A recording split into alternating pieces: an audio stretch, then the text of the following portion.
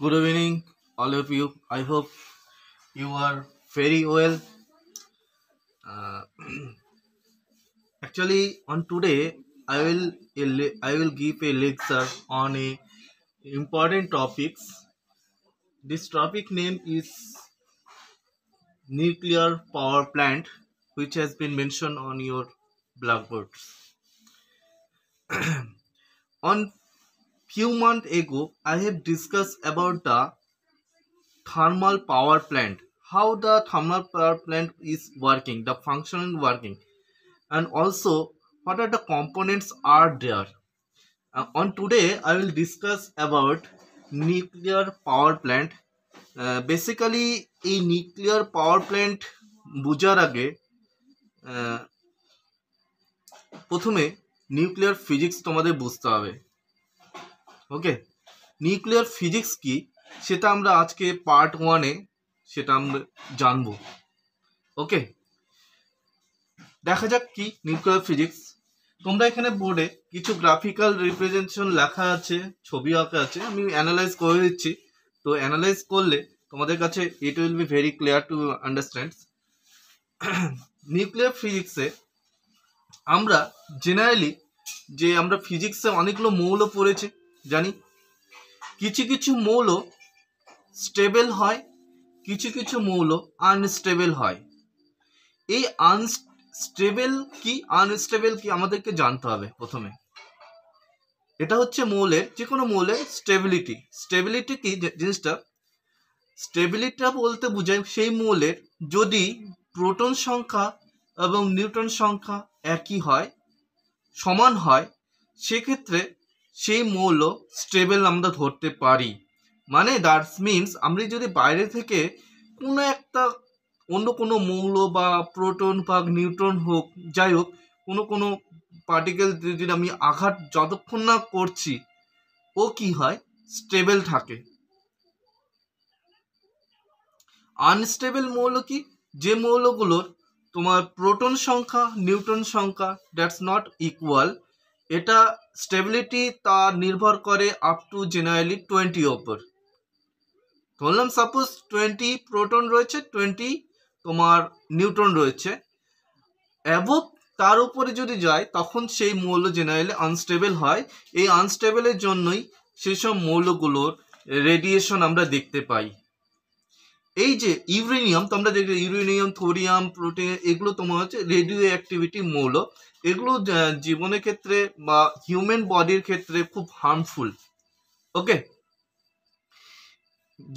যেহেতু এই মৌলগুলো তার প্রোটন সংখ্যা নিউট্রন সংখ্যা নট ইকুয়াল, যথেষ্ট বেশি তার কি হয়, প্রোটন নিউট্রন সংখ্যা যথেষ্ট বেশি হয়ে থাকে, বা নিউট্রন আর প্রোটন আর নট ইকুয়াল, এই টাইপের মৌলগুলো কি হয়, ইউরেনিয়ামের ক্ষেত্রে আমরা যে এই মৌলটা যথেষ্ট আনস্টেবল।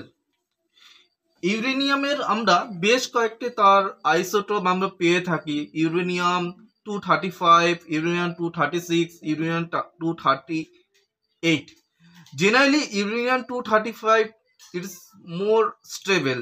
ওকে, তাছাড়া ইউরেনিয়াম 238 সবচেয়ে বেশি স্টেবল হয়। 236 খুব আনস্টেবল হয়, কারণ 236-এ আমি যদি কোনো প্রোটন বা 236-এ যদি কোনো প্রোটনকে ইউরেনিয়াম 236-এ যদি 235-এ প্রোটন দিয়ে যদি আমি কোনো একটা প্রোটন দিয়ে নিউট্রন দিয়ে আঘাত যদি করি, সেটা যদি অ্যাড হয়ে যায় ইউরেনিয়ামের সাথে, ইউরেনিয়াম কি 236 হয়, সেটা কি হয়, সেটা নিজেকে বিয়োজন হয়, ভেঙে যায়। ভেঙে যাওয়ার ফলে ইউরেনিয়াম 336 এ দুটো ভিন্ন ধর্মীর মৌল তৈরি করে, মলিকুলস তৈরি করে। একটা তোমার হচ্ছে ক্রিপ্টন, আর একটা হচ্ছে বোরন। ক্রিপ্টনের যেটা আইসোটোপ হচ্ছে 144, আর একটা বোরনের তোমার হচ্ছে 89-এর। ঠিক আছে, এই তার সাথে কি হয়, নিউট্রন যখন ইউরেনিয়াম যখন ভেঙে যাচ্ছে 236, তার সাথে কি শুধু ক্রিপ্টন আর বোরন তৈরি করছে না মৌল, তার সাথে সাথে কি হচ্ছে, হিউজ অ্যামাউন্টের এনার্জি ক্রিয়েট করছে। এই এনার্জির পরিমাণ একক যদি প্রত্যেকটা একটা নিউট্রনের ক্ষেত্রে এক একটা মৌল যদি ভেঙে যায় তার এনার্জি জেনারেলি তোমার হচ্ছে 200 mega electric volt. 200 mega electric ভোল্টের এনার্জি তৈরি করছে, যে এটা it is treat as a hit energy. এটা হিট এনার্জি সোর্স হিসাবে আমরা নিউক্লিয়ার পাওয়ার প্ল্যান্টে আমরা ইউজ করে থাকি। আর তার সাথে তোমার 3খানা নিউট্রন তৈরি হচ্ছে, 3খানা নিউট্রন তৈরি হচ্ছে, 1 2 3। তো যদি ইউরেনিয়াম এখানে একটা প্রোটনের সংযুক্তকরণের নিউট্রনের সংযুক্তকরণের ফলে ইউরেনিয়াম কি হচ্ছে 236, সেটা ভেঙে ক্রিপ্টন আর বেরিলিয়াম বোরন তৈরি হচ্ছে, এবং তার সাথে 3টে প্রোটন রিলিজ করছে, নিউট্রন রিলিজ করছে, এবং তার সাথে হিউজ অ্যামাউন্টের এনার্জি, যেটা হিট এনার্জি হিসাবে আমরা ইউজ করে থাকি, সেই হিট এনার্জি আমরা নির্গত করছে। এই ধরনের যে বিয়োজন হচ্ছে এটাকে আমরা বলছি ফিউশন বলা হচ্ছে। এটাকে আমরা বলছি ভেঙে যাওয়া, কোনো একটা মৌল থেকে ভেঙে গিয়ে অন্য আলাদা ধরনের যখন মৌল পেয়ে যাচ্ছি এটাকে আমরা বলছি ফিউশন। আলাদা ধরনের মলিকুল, আলাদা ধরনের তার কেমিক্যালে বলো ফিজিক্যালে বল, আলাদা ধর্মিক তার বিরাজ করছে সেসব মৌলগুলোর ক্ষেত্রে। তো এই ধরনের যে ভেঙে যাওয়াকে বলা হচ্ছে ফিউশন। এই ফিউশন তোমার ইউরেনিয়ামের চেন রিঅ্যাকশনে হয়ে থাকে।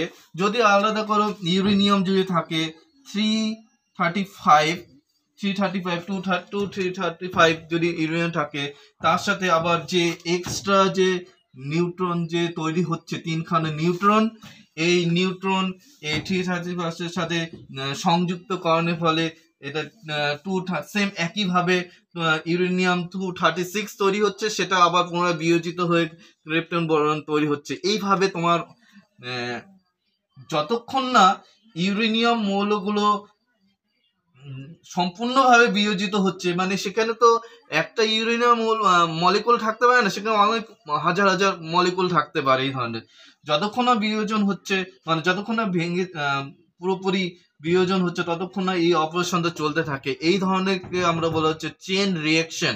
ওকে, এই চেন রিঅ্যাকশনের জন্য এই ফিউশনটাকে আমরা প্র্যাকটিক্যাল এক্সাম্পল, এটা আমরা থিওরিটিক্যাল আমরা অ্যানালিটিক্স করলাম, আলোচনা করলাম, এর প্র্যাকটিক্যাল আমরা ইমপ্লিমেন্টেশন আমরা দেখতে পাবো weekend in nuclear power plant. Okay, nuclear power প্ল্যান্টে সেকেন্ড পার্টে যখন আমি আলোচনা করব গ্রাফিক্যালি, তখন এটাকে আমরা দেখাতে পারবো। এর আরেকটা জিনিস আমি বলছি, এই যে নিউক্লিয়ার যে ফিউশন যে হচ্ছে, ইউরেনিয়াম ফিউশন হচ্ছে, তার সাথে কি হচ্ছে, হিউজ পরিমাণের হিট এনার্জি রিলিজ হচ্ছে। ওকে, এই হিট এনার্জি এনভায়রনমেন্টকে যথেষ্ট ক্ষতি করে। এই হিট এনার্জির সাথে এখানে তোমার হিটের সাথে অনেকগুলো রেডিও অ্যাক্টিভ রে বেরোয়, আলফা বিটা গামা বেরোয়। এগুলো তোমার শারীরিক বা দেহের ক্ষেত্রে হিউজ পরিমাণে ক্ষতি করে। এই রে এর ফলে হিউজ পরিমাণে হিট জেনারেট হচ্ছে। এটাকে আমরা আরেকটা দুভাবে আমরা ইমপ্লিমেন্ট করতে পারি, একটা ভালো কাজের দিক থেকে, একটা খারাপ কাজের দিক থেকে। ভালো কাজের দিক থেকে আমরা নিউক্লিয়ার পাওয়ার প্ল্যান্টে আমরাকে যে হিট সোর্স যে তৈরি হচ্ছে, এই হিট সোর্সটাকে আমরা কাজে লাগাচ্ছি নিউক্লিয়ার পাওয়ার প্ল্যান্টে। এটাকে এই যে চেন রিঅ্যাকশন যেটা হচ্ছে বা ফিউশন হচ্ছে ইউরেনিয়ামের, এটাকে আমরা এর দেখতে পাই